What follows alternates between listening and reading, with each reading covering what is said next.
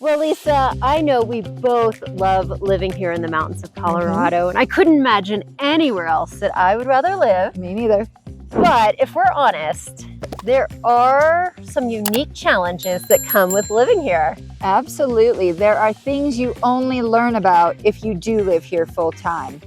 Absolutely. So today, be sure to watch this video to learn about what those are and how to work around them a little, but just so you're more educated as you make the choice to purchase a home here in the mountains.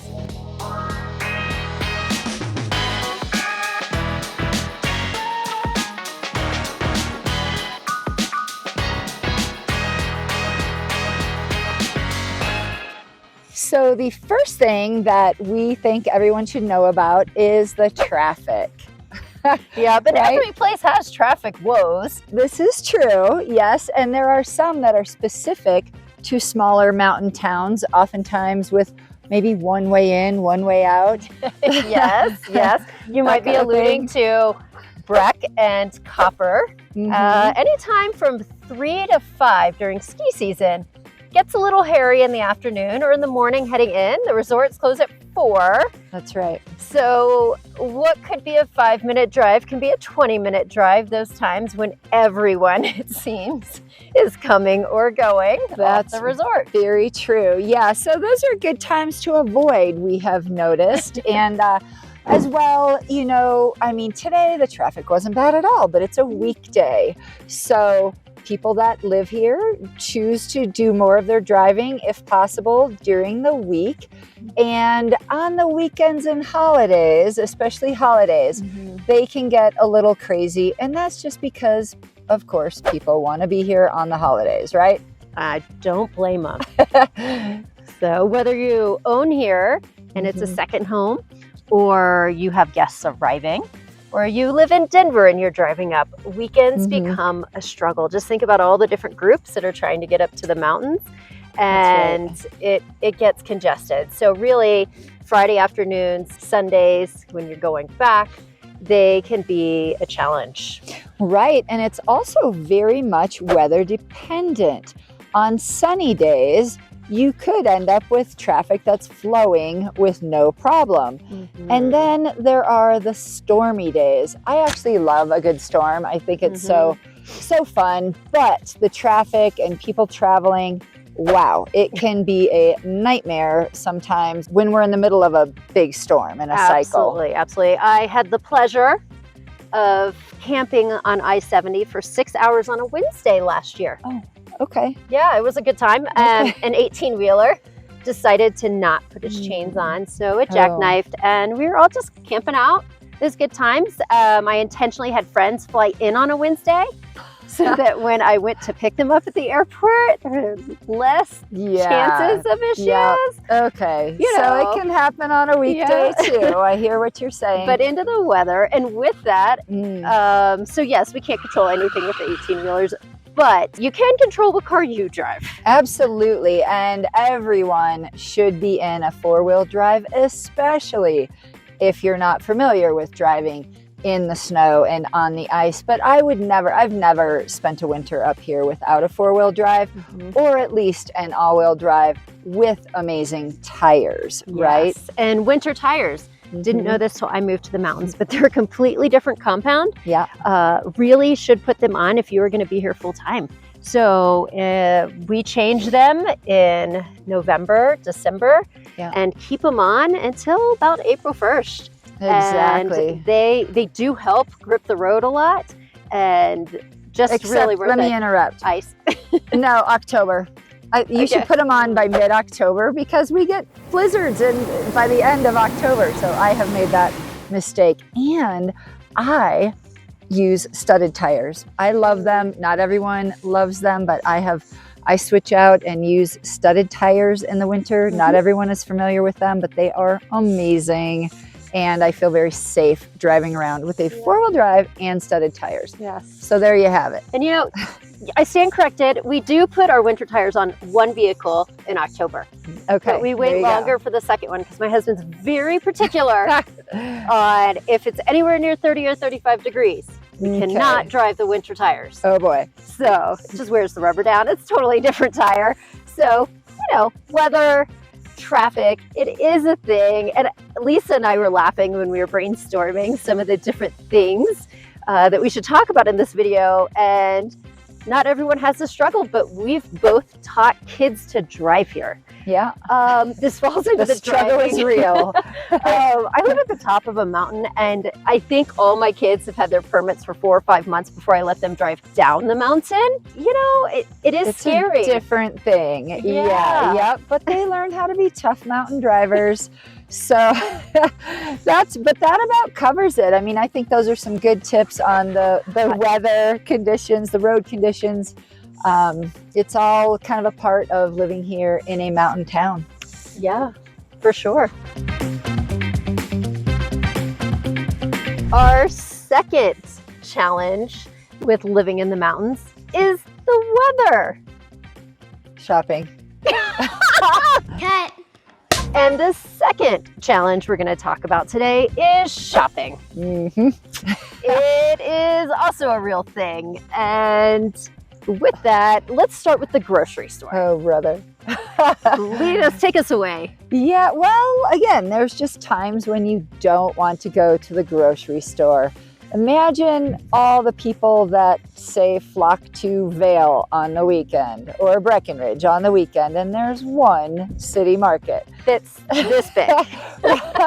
So that's all I need to say. No, I'm kidding. But, it can be a challenge to park your car there, find a cart, actually navigate said cart down the aisles. Because what happens when a van full of people show up in a family of 12. All 12 have to go to the grocery store. Uh-huh. They have to have 3 carts, which is fine. I mean, this happens. It's just we're being real about what the grocery store can look like at times. So the whole party has to come, and then they debate over, do you want vanilla bean ice cream or just plain vanilla? I know, that's a tough one.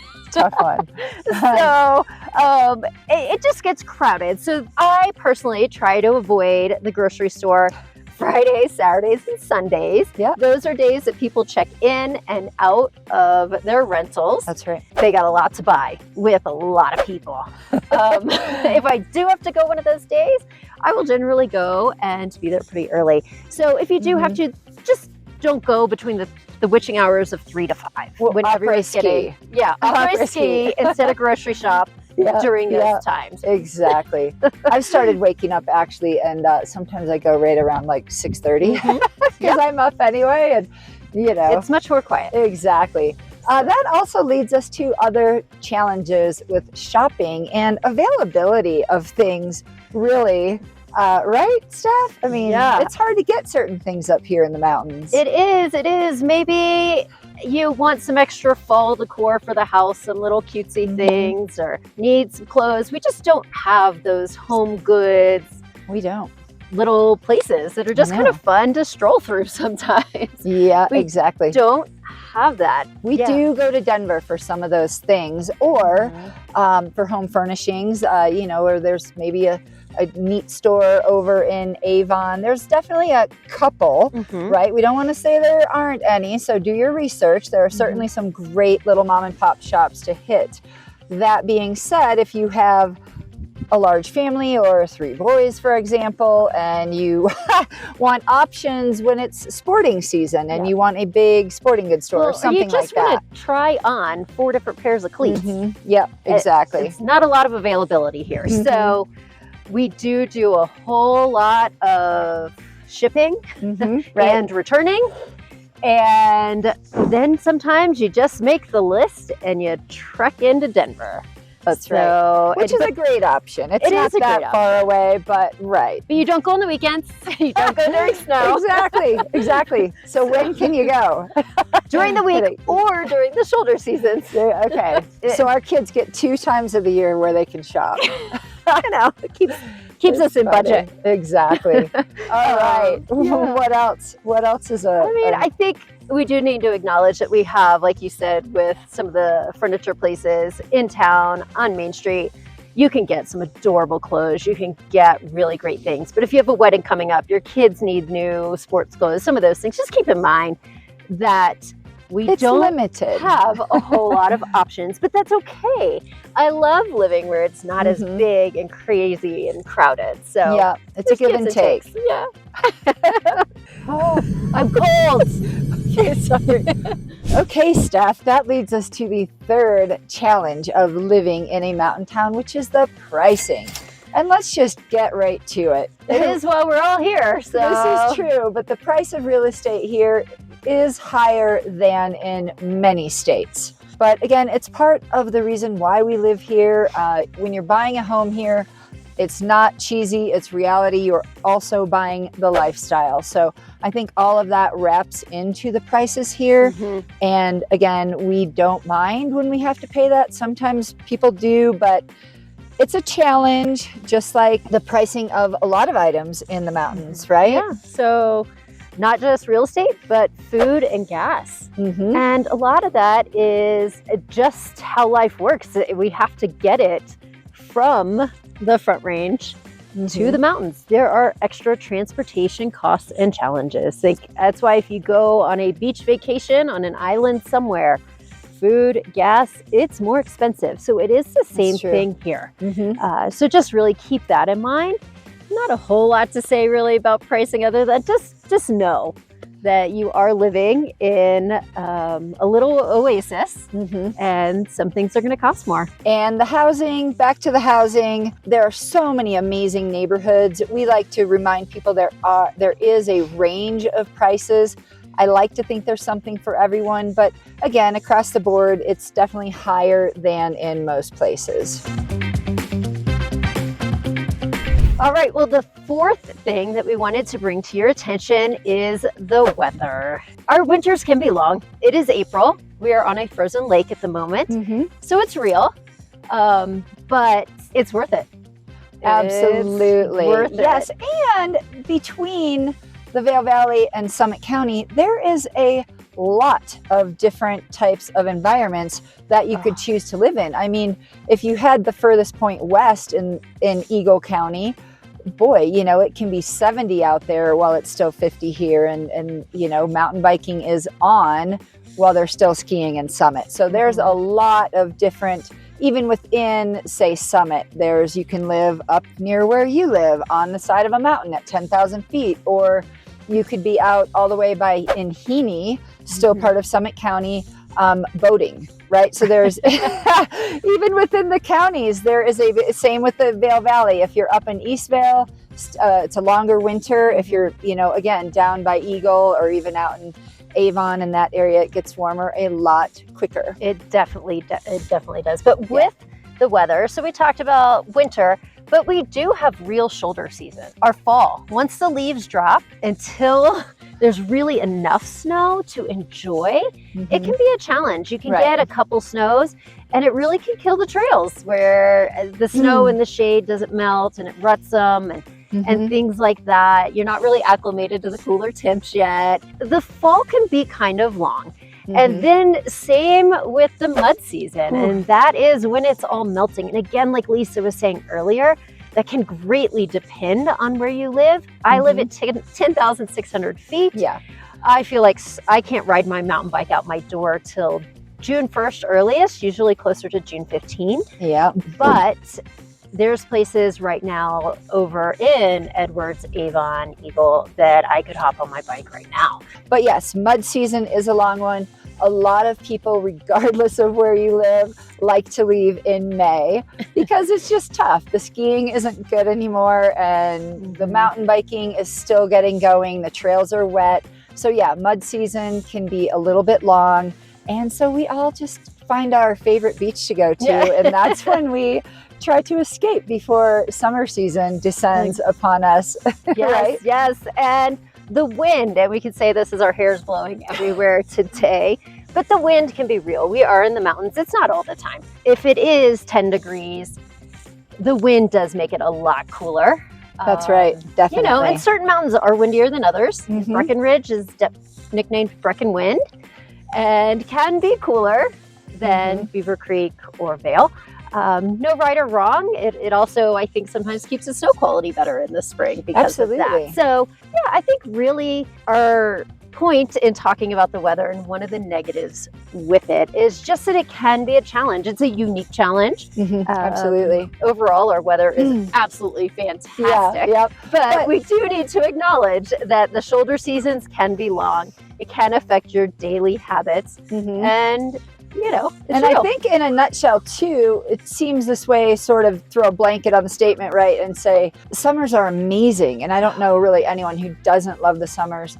And then the winters are amazing too. So a couple things.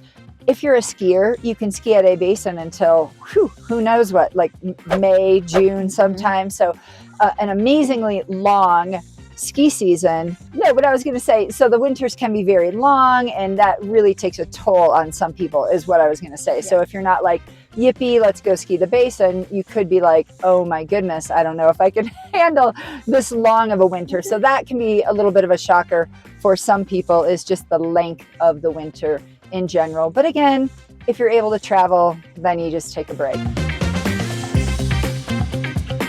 Okay, so the final point of why it can be very challenging, not the final, but in our opinion, these are some of the top reasons. But oh my goodness, trying to get your mail up here. It's actually a joke with a lot of people, or it can also be very frustrating. But just trying to get your mail and deal with the post offices here can be an extreme challenge. Yes, and we say post office because you may not realize this, but a lot of our mountain communities do not get mail delivered to their homes. So having a P.O. box is non-negotiable. You have to have one. And certain challenges present themselves with the entire county going to a couple of post offices. That's right. And then just a very common thing that you will want to know about is that when you order something and you're not exactly sure if they're going to send it through the postal mail or through UPS, and you have to guess, like if you order from Amazon sometimes and you just don't know how a package is coming, and you guess that it's going to come to your post office, and then it comes to your physical address, and then it gets returned. And so that's a big issue up here. A lot of people really have problems getting their mail to the tune of, I actually beg my family around the holidays, Christmas time to be exact, I beg them to send everything through FedEx or UPS so I get it at my front door and I don't have to go stand in line at the post office. It's real. So is the helicopter that is flying over right now. Search and rescue. So yeah, search and rescue. It's a Wednesday. I hope they're just out for a test flight. But that is another thing. At some point, we will have to talk about a little bit of backcountry safety and some of the challenges. That's another good topic. Yeah. You're right. And these guys are heading to the Frisco Hospital, maybe. Well, okay, so mine is the Breckenridge Post Office. We actually now, not sure if they do this at yours, but if you put the actual address, so 305 South Ridge Street, and then your box number, no matter how it comes, you get it. Because you may not realize this, UPS and FedEx don't go to the Postal Service. So if you think something is coming United States Postal Service and it doesn't, you won't get it. It's going to be returned and lost forever. It's silly. It is definitely a mountain thing that you may not realize. It's a real pain. Yeah, so it's not just about getting your packages, but I mean, understanding the process. Understanding the process. At Christmas, there can be long lines to get your stuff. I mean, we're talking 45 minutes to stand in line at certain post offices. But I am going to end this with a very positive note. One of the most amazing post offices I have ever experienced in my life, in my lifetime of living in a Colorado mountain ski town is, can I just say this, over in Cordillera. Oh, I don't know. I might have different Off opinion. The charts, amazing. That is why you would want to live there. I'm just giving a shout out to that neighborhood. They have their own post office. And it is amazing. Honestly, I would say Breck has changed a lot. We have a new postmaster, and they were even open on Sundays to deliver packages. Oh my gosh. This Christmas season. Wow. And I've never heard anyone say anything positive about the Breck post office. It's really No, that's good. Okay. We did have to end it on a positive note, Everyone is so friendly, but you're going to get to know the people at the post office. Like, it's not their fault. Treat them nicely. Bring them cookies. Smile. They aren't the reason that we are all struggling with this. That's funny. Well, first of all, I want to make a side note and just say that if you hear a lot of wind in the background of some of these videos, it is because Steph and I love to be outside. We choose to film outside, so every once in a while the audio might not be that great. We hope you guys can get through that, but we'd rather be out here filming as opposed to sitting in our offices. So there's that. And then to wrap up this video, we just wanted to say we wouldn't live anywhere else. There are challenges, but we absolutely love our mountain lifestyle. And if you are willing to look past some of the challenges that are unique to mountain living, but I think every place has its own unique challenges, then be sure to reach out to us and we will help you in your home search and can't wait to hear from you.